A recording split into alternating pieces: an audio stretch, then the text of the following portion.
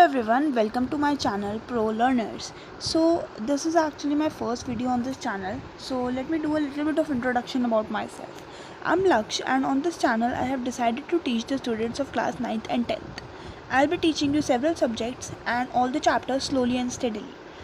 I am going in a series. I am going to explain this chapter to you and then in the next video I'm going to explain the question answers. So like this we are going to complete all the chapters. Make sure to subscribe and leave a like and let's get started.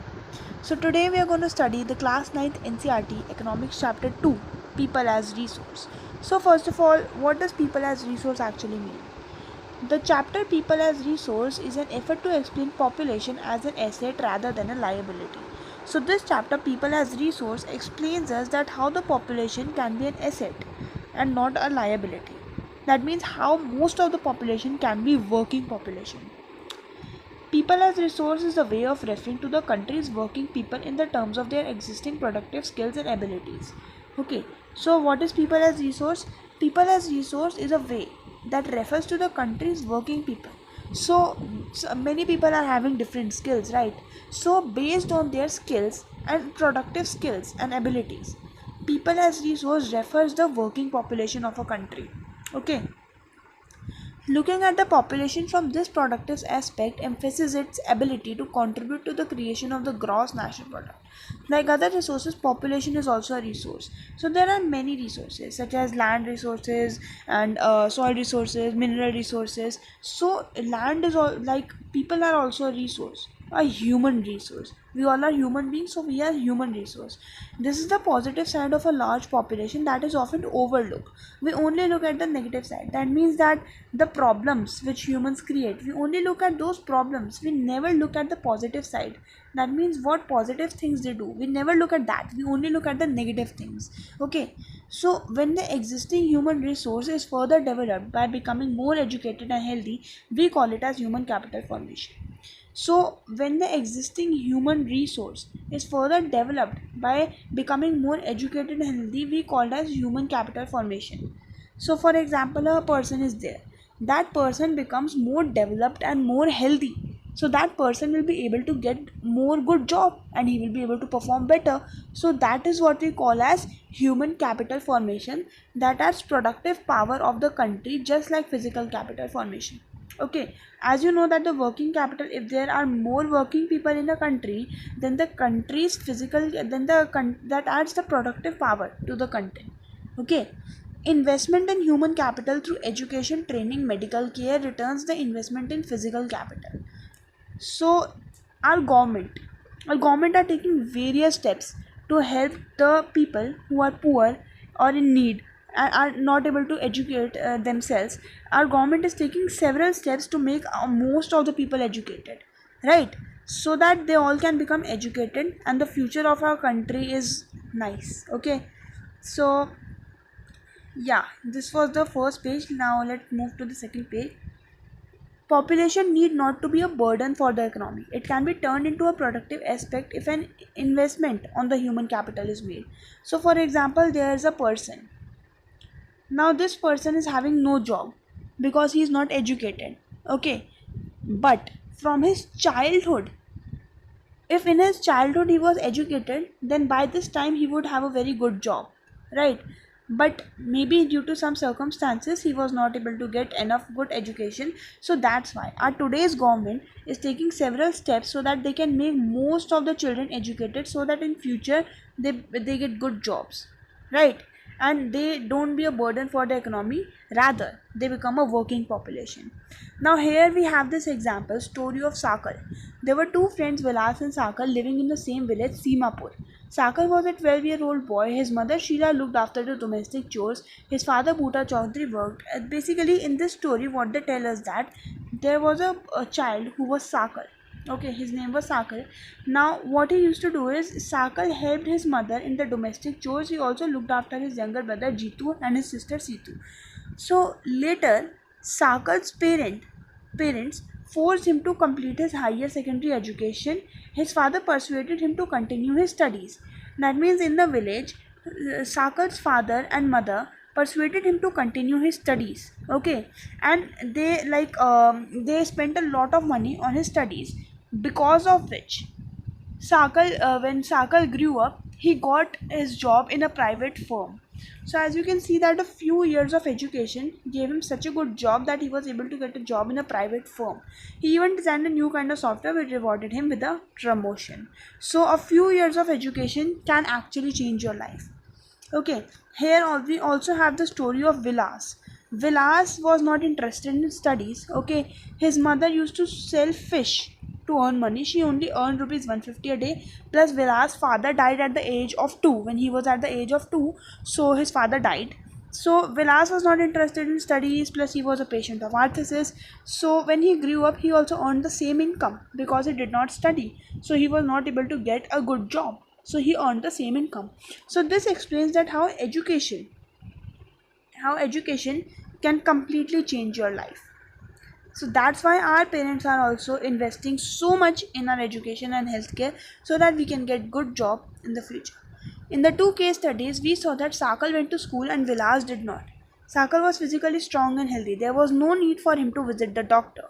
He lacked the means to go to the doctor, Vilas, and Sakal acquired a degree in computer programming.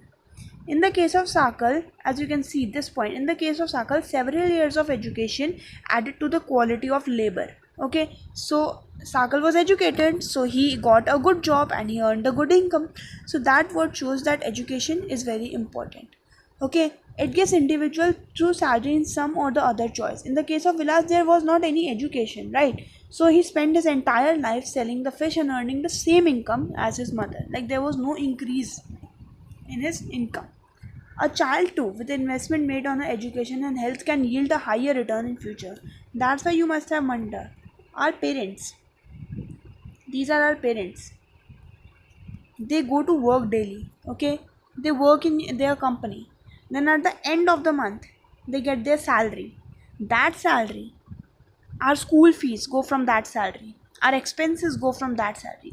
Have you ever wondered why they do this? If you have any problem, if you have like any disease, so your parents are so like worried about you, they just simply go to like the hospital or the doctor and make sure that you are completely fit and fine. This is just because you can get good job in the future and your career is done. That's why our parents spend so much money on our education and health facilities, because they have realized the importance of education, right? Now here is an important point. Countries like Japan have invested in human resource. They did not have any natural resource. These countries are developed and rich. Now why are these countries developed and rich? Because they have invested in human resource.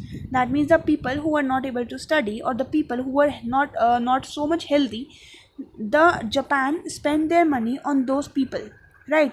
And because of which they became healthy, they became highly educated, because of which they further got a new job in a good company, they got a job, and that's why Japan is so developed and rich. Okay, now our government is also starting a Sarva Shiksha Abhiyan, in which the poor people, the poor children, are able to go and study. Okay, so it is a pretty good initiative. Now here we study the economic activities by men and women. Like Vilas and Sakal, people have been engaged in various activities. We saw that Vilas sold fish and Sakal got his job in a private firm. The various activities have been classified to three main sectors. So in the economic activities, there are three main sectors: primary, secondary, and tertiary. These are the three main sectors in which a person works. Primary sectors include agriculture, forestry, animal husbandry, fishing, farming, mining. These are mostly in the villages, okay? And quarrying. Manufacturing is included in the secondary sector. Manufacturing, that means the manufacturing of materials, is included in the secondary sector. Trade, transport, communication, banking, education, health, tourism are included in the tertiary sector. So I would request you to learn this entire from here to here. You should learn this entire paragraph and write it, because it is pretty important, right? So what did we learn in this paragraph? There are three types of activities, three main sectors: primary, secondary, and tertiary. Primary sectors include agriculture, forestry, mining, animal husbandry. Manufacturing is included in the secondary sector. Trade, transport, banking, communication is included in the tertiary sector. So this was some of the important part of this chapter. Now let us go further. So further we have that consumption and processing of primary product account on the fixed asset. Due to historical and cultural reason, there is a division of labor between women in the family. So you must have seen that women, that means our mothers, or our sisters, they work at the home. Okay, they mostly work in the home. They feed you also. So they feed you, they make food for the home, they clean the home. Do they get any salary for this? No, they don't get any salary for this. This is just because this is their main duty to do this, right? But if your mothers go outside and go get a job in any firm, so they are going to get paid for it. Okay, now most of the women are working outside right now, okay, in this era. But in some previous places, even now in some of the places, this is not a thing. Many people believe that women should be in houses and look after the house things only, like the house chores only. This is because, see, for this example, Sheila is not paid for the services delivered in the upbringing of the family. Bhuta earns money which he spends on rearing the family. Women are not paid for their services delivered by them. Geeta, mother of Vilas, earned her income by selling fish. Just women are paid for their work when they enter the labor market. As I said, when the women go outside to get any job, they get paid. But inside the house, they don't get paid. Right? So this is one thing which is mentioned here. Their earning, like that of the male counterpart, is determined on the basis of education and skill.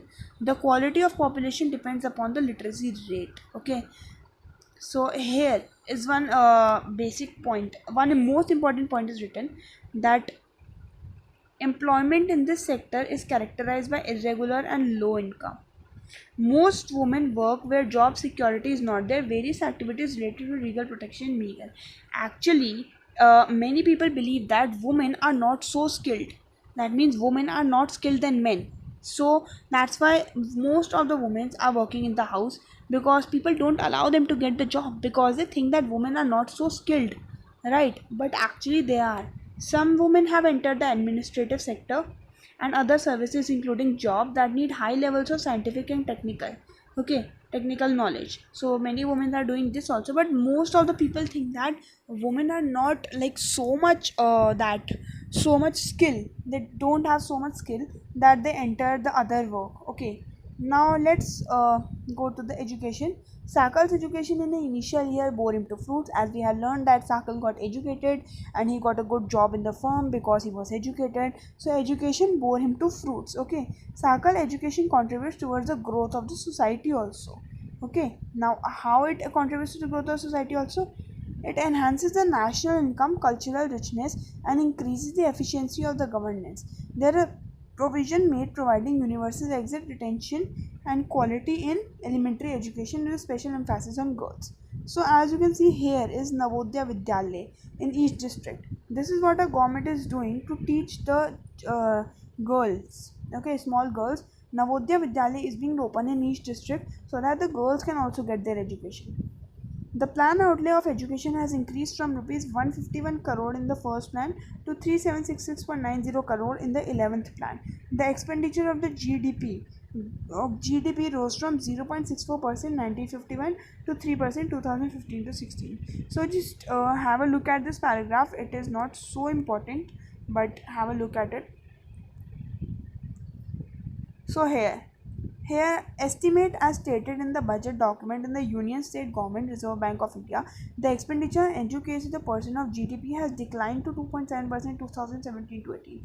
That means the money which was spent on the education had declined 2.7% in 2017 to 18. The literacy rates have increased from 18% in 1951 to 74% in 2210 to 2011. Literacy is not only a right, it is also a need for the citizen, and they perform their duties and enjoy their rights to property. However, a vast difference is noticed across different sectors of the population. Literacy among male is nearly 16.6% higher than females. It is about 16.1% in urban areas. So this is again what they are explaining, that men are more literate than women. But as you can see from this chapter, this paragraph also, that the literacy rates have increased 18% to 74% in 2010 to 11, which is actually a pretty good thing. So, and Yeah, this was some more basic points about this. And one more thing, that Sarva Shiksha Abhiyan, as I mentioned earlier, is a significant steps to providing elementary education to all the children in the age group of 6 to 14 years. So what is Sarva Shiksha Abhiyan? It provides elementary education to the age group of 6 to 14 years. Okay. Now let's come to health. Do you know that health can also increase the chances of your job or the amount of salary do you get? Yes, they can. Do you think that the firm would be included to employee who might not work efficiently? For example, there is a firm. Okay, there is, oh my god, my drawing. Okay, so there is a company, a multinational company. Do you think that this company will take a person who is gonna take off every single day, or you can say every single week? No, definitely not, right? Their profits are gonna go down. This company is going to need a person who is efficient, and that person is going to increase their profit. That person is going to work regularly and increase their profit, right? This is mostly what happens, that all the people in a country basically should be healthy so that they can get good jobs, right? So health is also a major factor which determines the job. So as you can see, growth of the organization, indeed health is an indispensable base or basis for the realizing one's well-being. Henceforth, improvement in the health status of the population has been the priority for the country. Our government is also providing free like vaccines, as you can see, and many other things for the health are also done, so that the most of the population can be healthy, which will further increase the quality of the like the quality of the population and the work the population do. So if a person is healthy, then definitely the person is gonna have more productivity. Okay. So, and the person, if the person has more productivity, then the firm in which the person is working will be more will be gaining more profit. Okay. Now let's come to unemployment. Sakal's mother Sheila looked after the domestic chores, children, and helped her husband Bhuta in the field. Unemployment is said to exist when people who are willing to work cannot find jobs. So, what is unemployment? That the people, for example, there is a person, he wants a job, but he can't actually find a job. Maybe because he's having some problems in him, he's not healthy, or you can say the education is not good, so he's not getting that the job. So that is called as unemployment. G2 and C2 are too small. Okay, now as you know that 18 plus are the people who can work in India. Okay, if you're not 18 plus, so you cannot work in any place. Okay, that's why child labor is strictly prohibited in India. Okay, so if there are two children, will they be called as unemployed? No, because they are under the age of 18. The people who are plus the age of 18 will be employed, will be called as unemployed if they don't have a job, but the children who are under the age of 18 will not be called as unemployment, and the children who are under the age of 18 are not allowed to do any job. That is considered a crime. Okay. Now, in the case of India, we have two types of unemployment. One is seasonal unemployment and one is disguised unemployment. Seasonal unemployment and disguised unemployment. Now, what are seasonal and disguised unemployment? First of all, seasonal unemployment. Seasonal unemployment is basically when a person is not able to get job during a few months of the year. For example, there are 12 months in a year, right? Now, from those 12 months, for example, there is a farmer. Now that farmer works 6 months in a year. Okay, the farmer works 6 months in a year and he gains good profit from his field, but the other 6 months he doesn't work because maybe the field is not able to get enough good yield, so the farmer doesn't work, so he's going to obviously suffer a loss. So that is known as seasonal unemployment. That means in the entire year, a few seasons, a few months are there in which the person is not working, so that is known as seasonal unemployment. Now let's go towards disguised unemployment. Now what is disguised unemployment? For example, there is a field. In that field, there are 5 people working. There are 5 people who are working in this field. Now from those 5 people, if I remove two people I remove, then also the field is working. Okay. Now let me explain it to you a little bit better example. For example, there's is this company. Okay, there's this company, or let's say it is a school. So this is a school. Okay, now this school is having many teachers inside it, right? This school is having many teachers inside it. In one class there is one teacher, but the school decides that, you know what, let's put two teachers in one class. Okay, so now there are two teachers in one single class. Inside the school there are many classes, so inside one class there are two teachers. Now when there are two teachers, we can see that the amount of students who are gaining the knowledge are same, and the percentage from which the students are passing is also the same. If we remove this one teacher, then only one teacher is left in the class, then also the students are understanding same, the percentage is also the same. So that means up from these two teachers, the second teacher is not required, because there is no improvement, right? The children are getting the same marks and the children are understanding the same thing. Okay, there is no change. So that teacher will be called as a disguised unemployment. That means when there are the max amount of people working, still we put one or two people extra who are not really needed. So those people will be known as disguised unemployment. This mostly happens in the agricultural sector, because in India the agricultural sector is quite wide and there are a huge amount of people who want to work in farms. Okay, so the disguised unemployment mostly happens there. So here is just a disguised and seasonal unemployment explained in this entire paragraph. Now let's go to one more thing. Okay, so here some people appear to work throughout the year, but in terms in their potential and income, it is not advocate for them. The work that they are pursuing seems to be forced upon. They therefore want to do other work of their choice. People can't afford to sit idle. They have to engage in activity and earning potential. Their earning keeps them on the bare substantial level. Moreover, the employment structure is characterized by self-employment in the primary sector. The whole family contributes in the field even though everyone is really needed. So there is a disguised unemployment. So again, this is the explanation of disguised unemployment. Let us discuss about the employment scenario in the three sectors. Agriculture is the most labor absorbing. As I said that agriculture is the most labor absorbing sector, so the disguised unemployment happened the max, like the max in this agriculture, because there are so many people who want to work in agricultural field. So most of disguised unemployment happens here only. Okay, now a population on agriculture, partially got disguised unemployment discussed earlier, some of the surplus. Yeah, the disguised unemployment. And the secondary or the tertiary sector, in the secondary sector small scale manufacturing is the most labor absorbing sector. So in the secondary small scale manufacturing, that these small shops are there, so they are doing manufacturing. For example, the milk shops near you, the clothes shops near you, they are manufacturing. So this is the most in the secondary sector. Okay, so this is basically the most of the chapter. In this I have explained you most of the things, and in the end we finally finish this chapter with a story of a village.